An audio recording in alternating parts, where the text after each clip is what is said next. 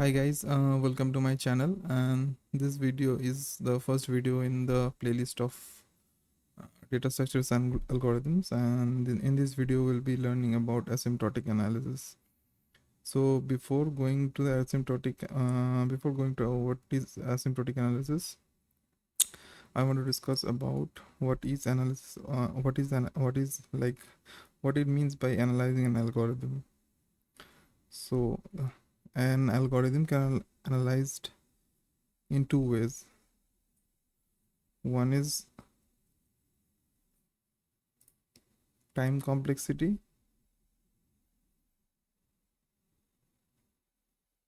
You can analyze an algorithm based on two things like time complexity and space complexity. So what is time complexity? It is like the time your algorithm is taking to run. And what is space complexity? The amount of RAM it is consuming, like the amount of RAM your algorithm is taking to run. So time complexity, just a minute. Space complexity is the amount of RAM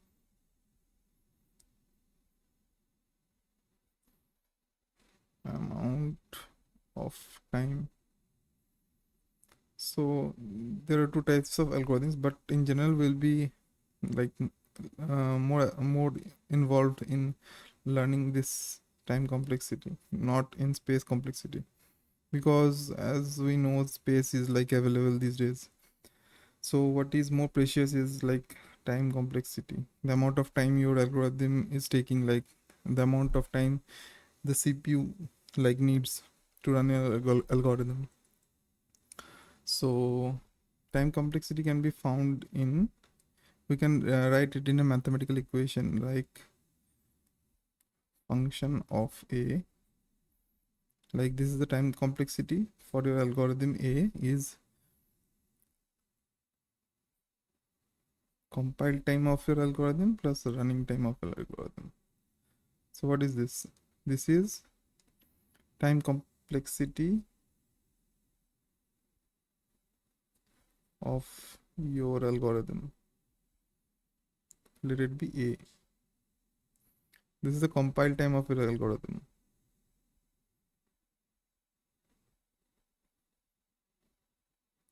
And this is the running time of your algorithm.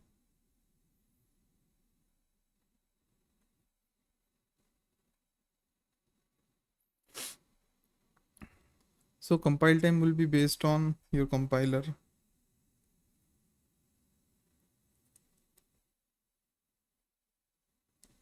and running time will be based on your hardware,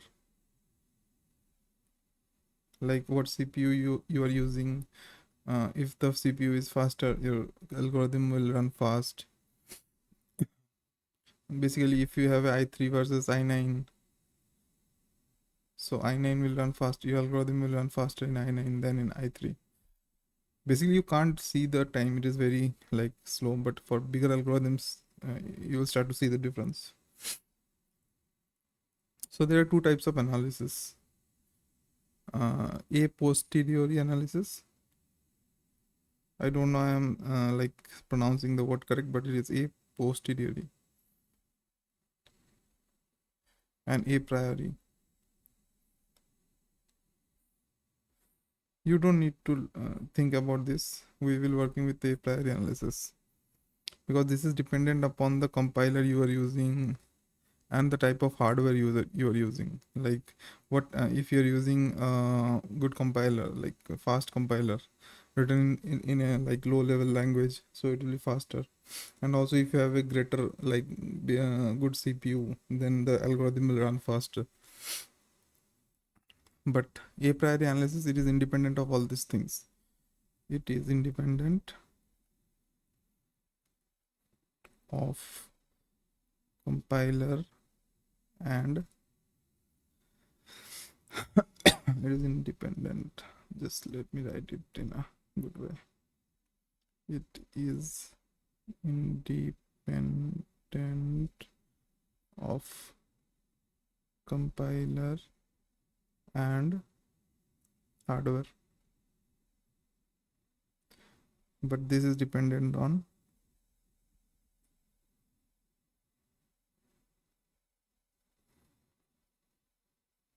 compiler and hardware.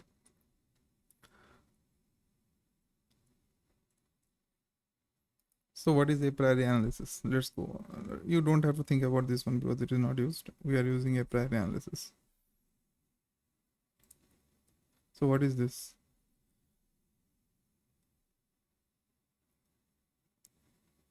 This is means how many times a statement in your algorithm or code is running. So how many times a piece, not a piece, a statement in your code is running. This is a prior analysis. Like if you have a statement x is equals to x, let me take in a good way. Anti x is equals to 1, x is equals to x plus 1. So your a priori analysis will be how many times this statement and this statement is running. This statement is running once, this statement is running twice. So the total number of steps will be 2. The total number of times each of this, we can add this and we get 2.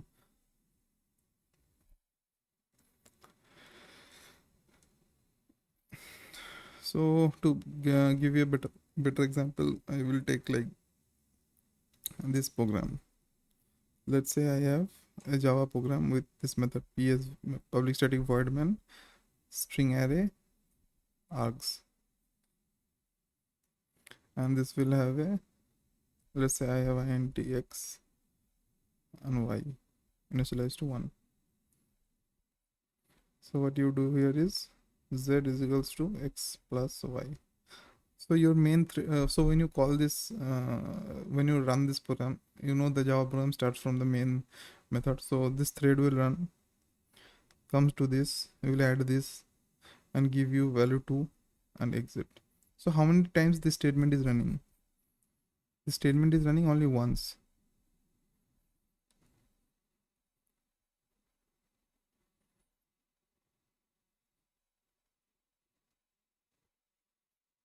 One thing I want to tell you, like this may seem like a one statement, but in the background this is like many copying. This thing takes like copying values to the register in the CPU. So it will be like more than one, but we will take only one here because we are this asymptotic notation is like approximating the number of this is all about approximation, like how much time will take, how many times it will run. It is all about approximation, not that exact number. But just for clarification, I want to tell you this single statement, when the CPU runs, it takes more than one step, like copying the values of register, the summing it up, and then copying it to another register, copying the sum to another register. So you got it, like what is a prior analysis. So now we'll go to asymptotic analysis.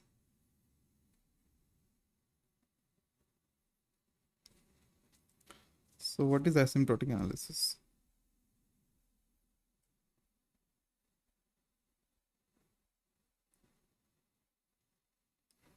Better will say asymptotic notation. I will keep a new heading.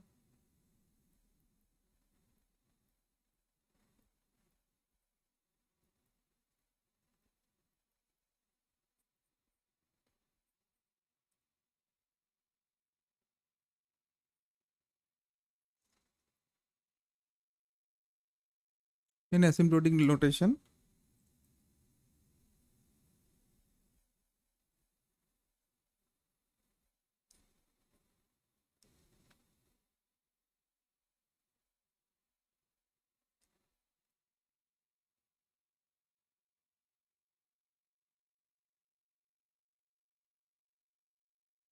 we find the running time of an algorithm.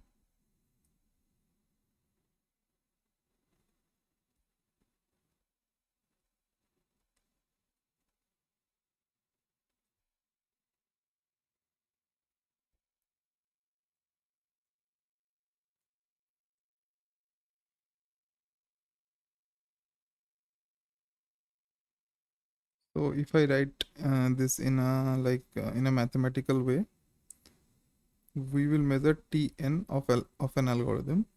So Tn of an algorithm, A is the time taken by the algorithm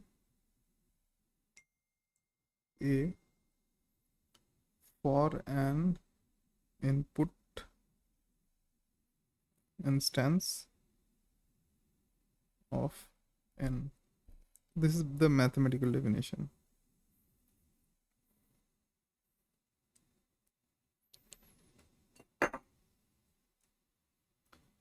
But yeah, this is the mathematical definition.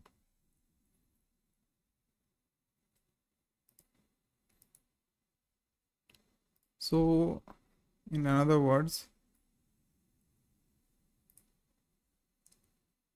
asymptotic notation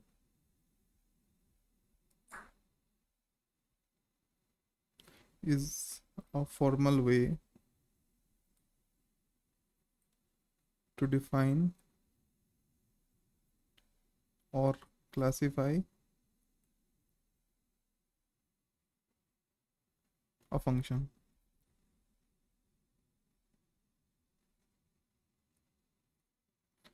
So asymptotic notation is the formal way of classifying functions.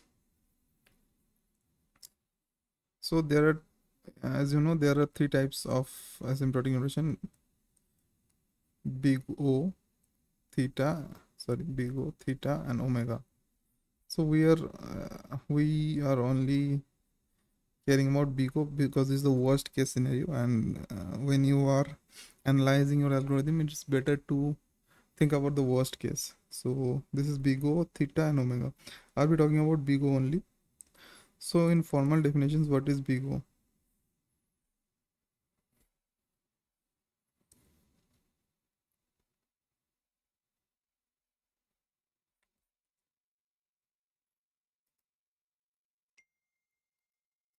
Another thing I want to say before going to the big O is like asymptotic notation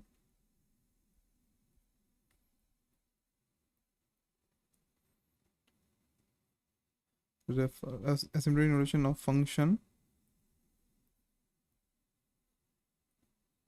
f of n is refers to how the function f of n will grow, or you can say the growth of function f of n when n gets larger. So what this means is like, I will take a function, just a minute. So let's say this is your x-axis, the y-axis, and your y is equals to 1 by x. This is your function. So how it will look? This will look like this. So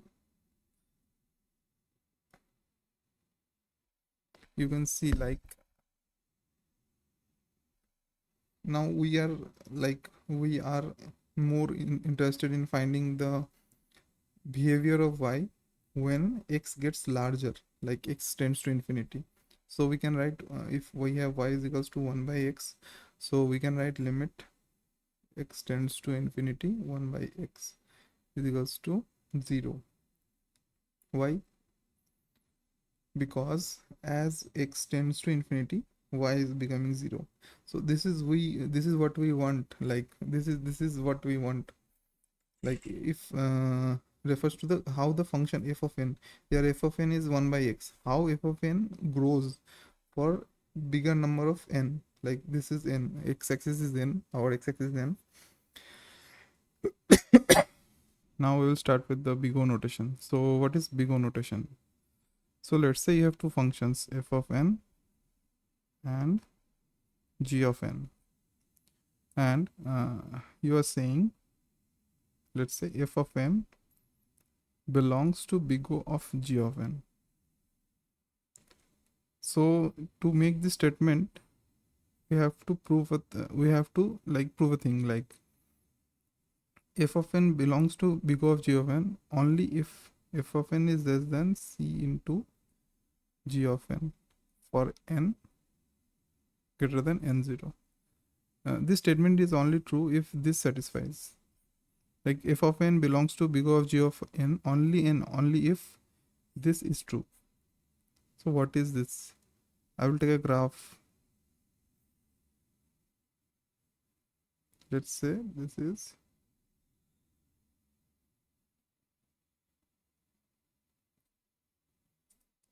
let me draw it a good way.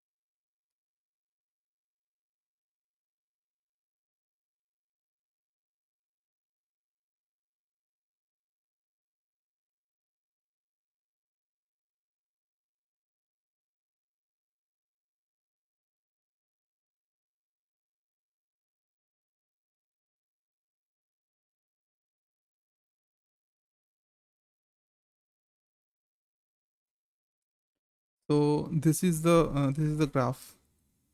So this is n and this is y.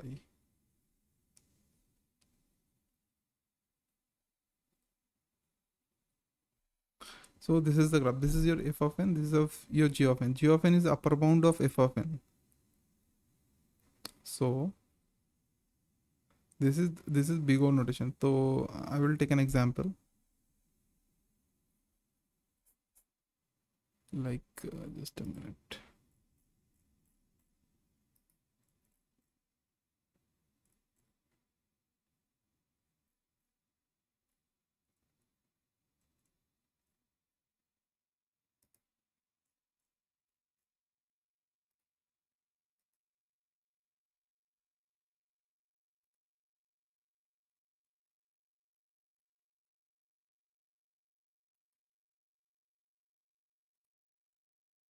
Let's say f of n is equals to n and g of n is equals to n plus 10. So we can write f of n belongs to big O of g of n only and only if this statement which I wrote before, this satisfies. So f of n is less than c into g of n only if it is satisfies for n greater than n0. So what is here f of n and what c we will take after, like we'll have to like substitute, and g of n is n plus 10 for n greater than n0.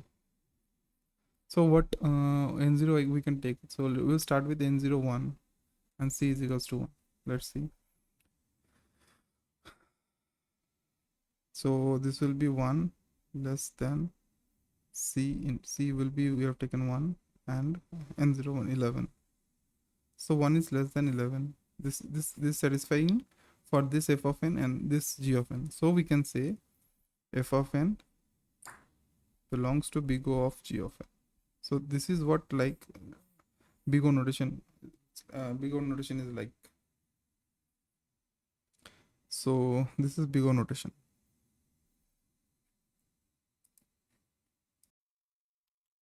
So another thing, like we will start n0 with 1 and c is equals to 1 and keep on incrementing in 02 and 02 and c is equals to 1, like keep on incrementing by 1 or, and then we will check if this satisfies or not. If this satisfies, then we can say f of n belongs to big O of g of n. So we'll start n0 with 1 and c is equals to 1 and then we'll increment it n0 to c2. Here c was not actually required because without c we can say that this side RHS is bigger than LHS. So it satisfied without the c thing, without using c. So this so we can write f of n belongs to g of n for this f of n is equals to n and g of n is equals to n plus 10.